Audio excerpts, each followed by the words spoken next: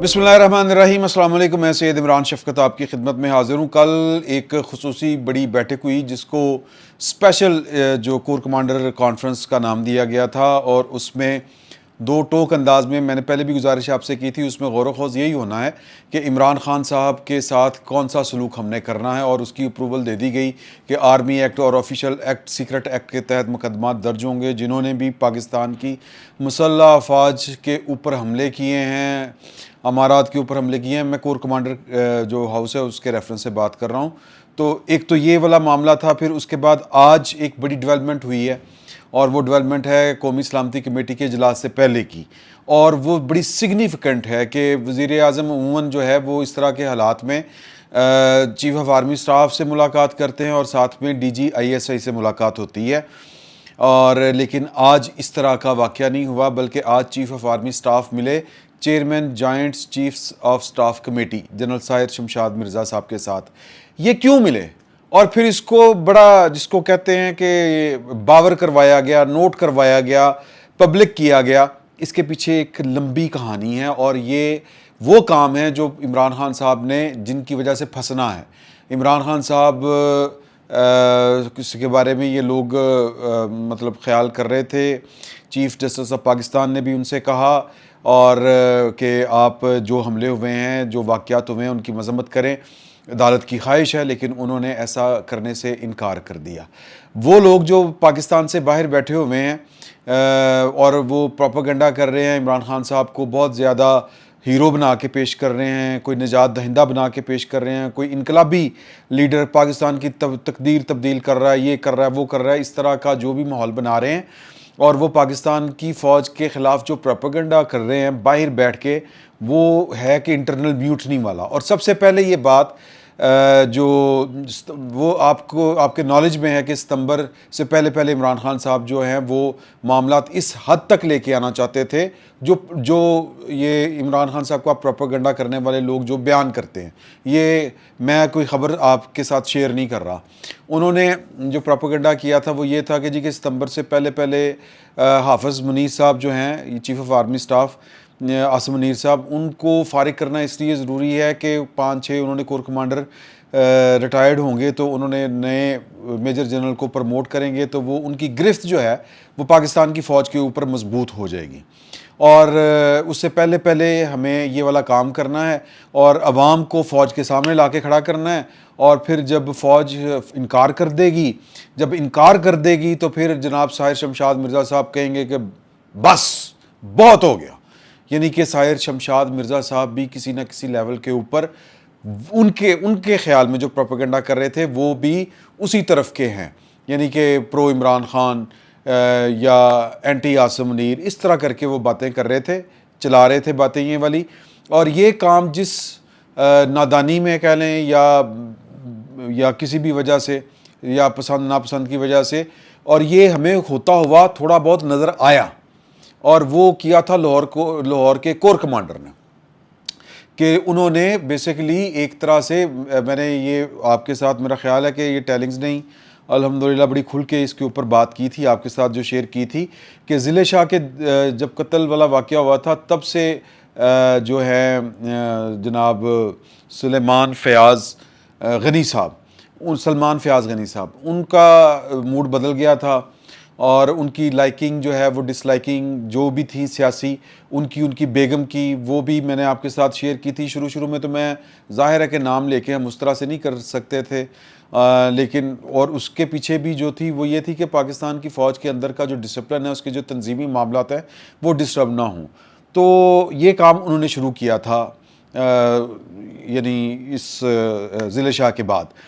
तो अब वो ज़ाहिर है, आप ये भी टेलिंग्स ने आपके साथ शेयर किया था कि वो फायर किए जा चुके हैं, और उनके ख़िलाफ़ जो है वो जिसको कहते हैं वो जी कोर्ट मार्शल, उसकी कार्रवाई जो है वो इनिशिएट हो चुकी हुई है। तो वो जो प्रोपेगेंडा कर रहे हैं, जवाबन वो कर रहे थे कि जी के वो जिस तरह की वीडियोज़ आ रही थी, मैंने प्लान आपको पीछे बता दिया। अब ये इसी से जुड़ा हुआ है, जो आज साहिर शमशाद साहब मिर्ज़ा साहब जो फ्रंट के ऊपर आए हैं, मिले हैं कौमी सलामती कमेटी से पहले वज़ीर आज़म से, इसके पीछे कोई वजह थी। मैं वो वजह आपको बताने जा रहा हूँ, और वो वजह ये है कि میرا خیال ہے کہ وہ وجہ کو پہلے میں ذرا تھوڑا سا بیان کر چکا ہوں. میں اب آپ کو ایک خبر آپ کے ساتھ شیئر کرنا چاہ رہا ہوں, اور وہ خبر یہ ہے کہ جو لاہور کے کور کمانڈر ہے, جس طرح انہوں نے پروپیگیٹ کیا یا پروپیگنڈا کیا, میری کو فون نہیں سن رہا تھا, میری کوئی بات نہیں مان رہا تھا, اس کے وہ کیا تھا, اصل بات کیا تھی, واقعی ان کی کوئی فون نہیں سن رہا تھا. یہ بھی میں آپ کے ساتھ خبر شیئر کروں گا. ہمارے دوست ہیں نور اللہ صاحب, انہوں نے یہ والی خبر بریک کی ہے کہ انہوں نے کہا کہ جو فون میرے نہیں سنے جا رہے تھے, وہ نور اللہ صاحب کے بقول واقعی ان کے فون نہیں سنے گئے تھے. اور وہ فون کیوں نہیں سنے گئے تھے؟ وہ فون اس لیے نہیں سنے گئے تھے کہ ان کے جو دونوں جی او سیز ہیں, جنرل آف کمانڈنگ آفیسر, اس طرح کر کے کہتے ہیں, جنرل آف کمانڈنگ, یہی کہتے ہیں نا سر, جنرل کمانڈنگ آفیسر, سوری میں نے پوچھ لیا, دوست بیٹھے ہوئے ہیں. تو وہ دونوں, اور پھر جو وہ ڈیو کے کمانڈر ہوتے ہیں, انہوں نے بھی, ان کو فون چلے گئے تھے. اور وہ فون کیوں گئے تھے کہ آپ نے کور کمانڈر کی بات نہیں ماننی, کیونکہ وہ اب کور کمانڈر نہیں آپ کا. وہ اس لیے کہ ان کو فون گیا تھا جہاں سے جانا چاہیے تھا, جی ایچ کیو سے گیا تھا, کہ یہ کی ہو رہا, آپ نے ابھی تک کیوں نہیں بندوبست کیا, یہ لوگ جو بلوائیے آئے ہیں ان کا علاج کیوں نہیں آپ نے کیا. کیونکہ یہ خبریں پہلے کی تھی. خبریں پہلے کی یہ تھی کہ جب, اور یہ ٹیلنگز آپ کو بتا چکا ہے کہ ضلع شاہ کے پروٹیسٹ کرنے کے لیے لوگ آ رہے تھے, ایس او پیز کے تحت فوج نے ان کو روکا, جنرل صاحب نے مائنڈ کیا, جنرل صاحب نے آرڈر جاری کر دیے تھے اسٹینڈنگ کے, اب اگر کوئی آئے گا تو اس کو آپ نے آنے دینا, کیونکہ ہم اپنے لوگوں کے خلاف نہیں لڑ سکتے. اور یہ بات انہوں نے, یہ اوپر تک رپورٹ بھی ہو چکی تھی, اور یہ بات انہوں نے ہلکے پھلکے انداز میں باور بھی کروائی تھی کہ نہیں یا تو نہیں ہو سکتا, وہ تو نہیں ہو سکتا. تو اس لیے انہوں نے جب ریلیکٹنٹ یا وہ ریلیکٹنس شو کی اپنی, تو اس کے بعد ان کے جتنے ماتحت تھے ان کو کہہ دیا کہ ان کی آپ نے بات نہیں سننی, اور ان کے ساتھ کوئی کسی قسم, یہ اب آپ کے کور کمانڈر نہیں ہیں. لیکن میرا پہلے یہ اندازہ تھا, پھر میں نے کچھ اپنے دوستوں سے پتہ کیا کہ عاصم منیر صاحب نے اپنے وہ سی جی ایس سے رپورٹ یہ والی آنے کے بعد پہلا فون کس کو کیا تھا؟ پہلا فون انہوں نے کیا تھا ساحر شمشاد مرزا صاحب کو. اور ساحر شمشاد مرزا صاحب وہ پہلے شخص تھے پاکستان کی فوج کے اندر سے جنہوں نے یہ کہا تھا کہ اس کو فائر کر دیں, اس کو سیک کر دیں.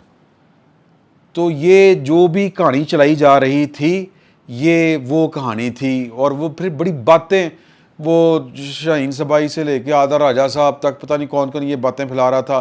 ساحر شمشاد مرزا جو ہے وہ چارج لے لے گا اور یہ کر دے گا, وہ کر دے گا. تو پاکستان کی فوج اپنے تنظیمی معاملات میں پوری طرح انٹیکٹ ہے. آج جو وزیر اعظم سے chairman joint chief of staff committee general Sahir Shamshad Mirza ملے, عموماً آپ نے اس طرح کی ملاقات ہوتے ہوئے نہیں دیکھی. وہ اکیلے ملتے ہیں جب کبھی ملنے کی ضرورت ہو, کوئی ادارے کے معاملات ہوں, کوئی پروفیشنل جو ذمہ داریاں ہوں, یا اس طرح سے متعلق کوئی بھی کام ہو, تو وہ وزیر اعظم سے ملتے ہیں, اکیلے ملتے ہیں.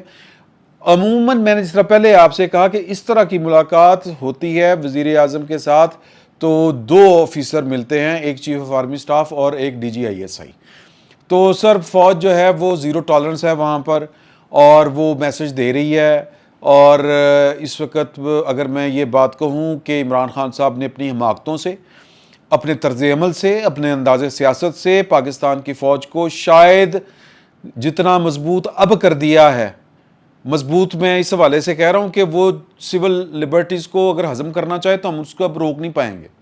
کیونکہ پاکستان کی بڑی پولیٹیکل پارٹیز جو ہیں وہ بغض عمران میں ہی صحیح آپ یوں کہہ لیں, یا قانون کی سربلندی کے لیے کہہ لیں, آپ جو بھی کہنا چاہیں. اب اس کے جو تراجم ہیں یہ اپنی مرضی سے اب ہم کر سکتے ہیں.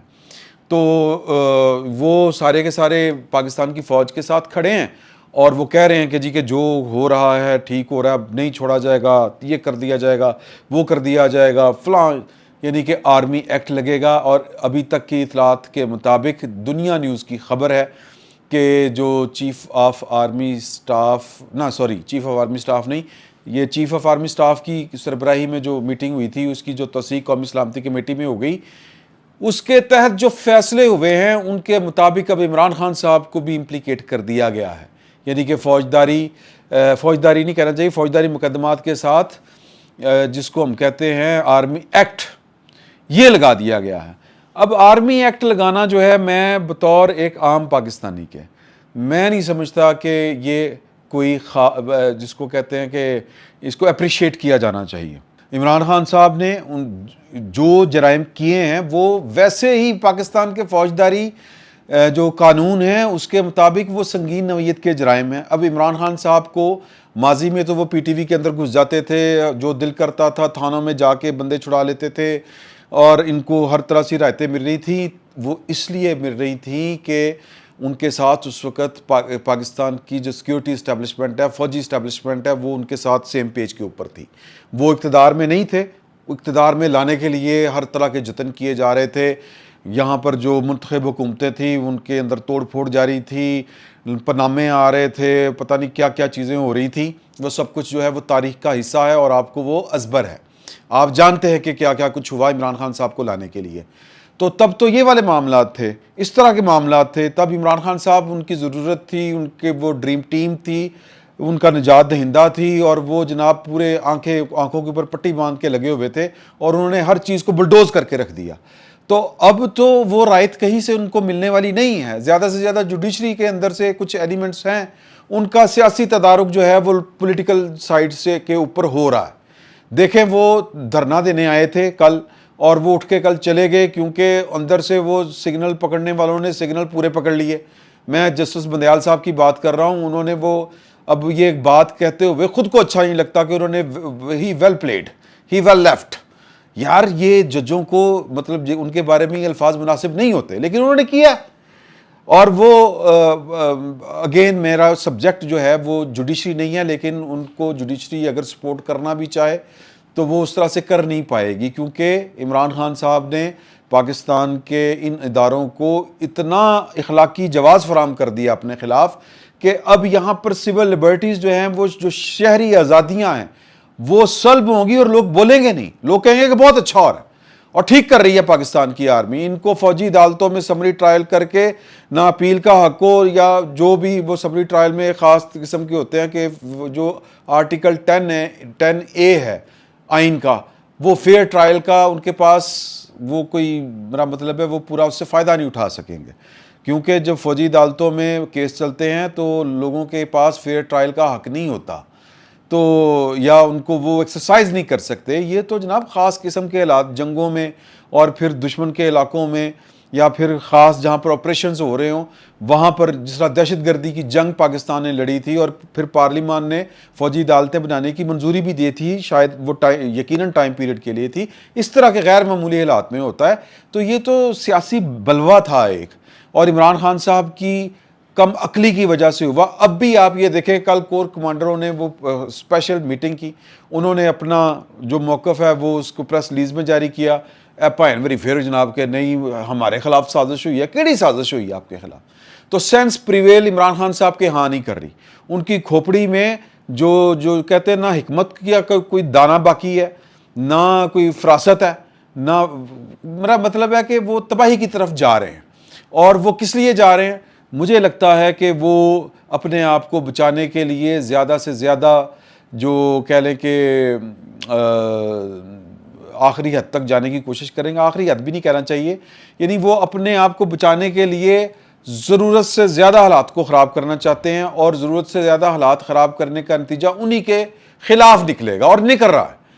اب بھی پاکستان کے اندر آپ کو عمران خان صاحب کے حق میں اٹھتی آوازیں, کیونکہ ان کے پاس اخلاقی جواز ہی نہیں کوئی بچا.